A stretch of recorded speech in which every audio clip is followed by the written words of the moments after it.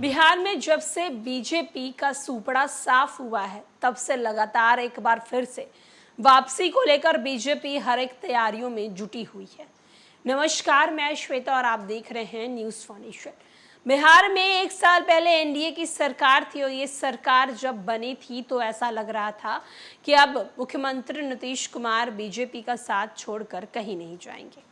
लेकिन अचानक से नीतीश कुमार ने महागठबंधन का दामन थाम लिया और सरकार पलट गई और बीजेपी बिहार की सत्ता से बाहर हो गई। उसी दिन से अब लगातार बीजेपी हर हाल में बिहार की सत्ता को वापस चाहती है और इसके लिए वो हर एक प्रयास भी कर रहे हैं। नीतीश कुमार की जदयू को core vote bank love Kushwaha को तोड़ने में जुटी भाजपा ने सरदार वल्लभ भाई पटेल की प्रतिमा को सामने रखकर एक गेम प्लान बनाया है। गुजरात में प्रधानमंत्री नरेंद्र मोदी नर्मदा किनारे सरदार वल्लभ भाई पटेल की 557 फीट ऊंची प्रतिमा लगवाई है, जो दुनिया की सबसे ऊंची प्रतिमा है। बिहार में बीजेपी के अध्यक्ष सम्राट चौधरी ने पटेल जयंती पर नीतीश कुमार के गृह जिले नालंदा में ऐलान किया कि 2025 के विधानसभा चुनाव में भाजपा जीती तो पटेल की 243 फीट ऊंची प्रतिमा राज्य सरकार बनाएगी। बिहार में विधायकों की सीट को कुल संख्या 243 के हिसाब से देखें तो सम्राट चौधरी ने एक सीट पर 1 फीट के हिसाब से 243 फीट ऊंची प्रतिमा का वादा किया है।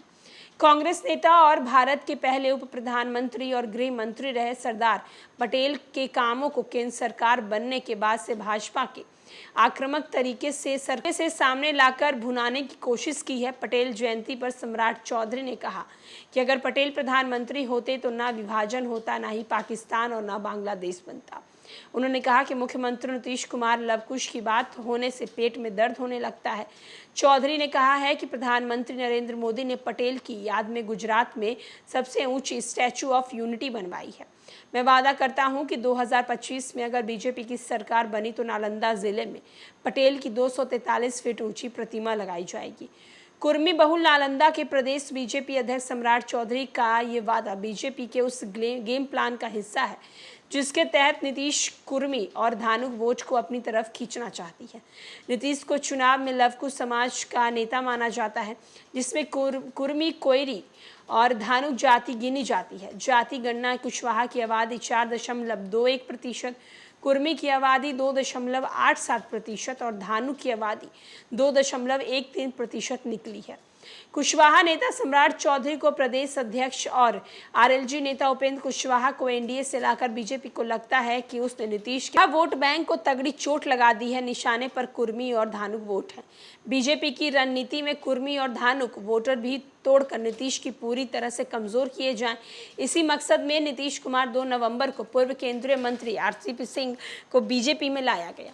नीतीश और आरसीपी सिंह नालंदा के हैं और कुर्मी जाति से ही आते हैं। जदयू के धानुक जाति की सांसद, विधायक, मंत्री तो लेकिन उनमें से इस कद का नेता नहीं जिसके बिहार के धानुक अपने नेता मान सके, इसके इशारों पर वोट जो है मूवमेंट हो सके। फिलहाल इसके नेता नीतीश ही। एक तरफ जहां गुजरात में स्टैचू ऑफ यूनिटी बनवाई गई तो वहीं दूसरी तरफ बीजेपी के प्रदेश अध्यक्ष सम्राट चौधरी ने सरदार वल्लभ भाई पटेल के स्टैचू ऑफ यूनिटी की ही तरह एक और प्रतिमा बनाने का ऐलान किया है। कहा है कि 2025 के बिहार विधानसभा में अगर बीजेपी आती है तो 243 फीट ऊंची इनकी प्रतिमा बनाई जाएगी।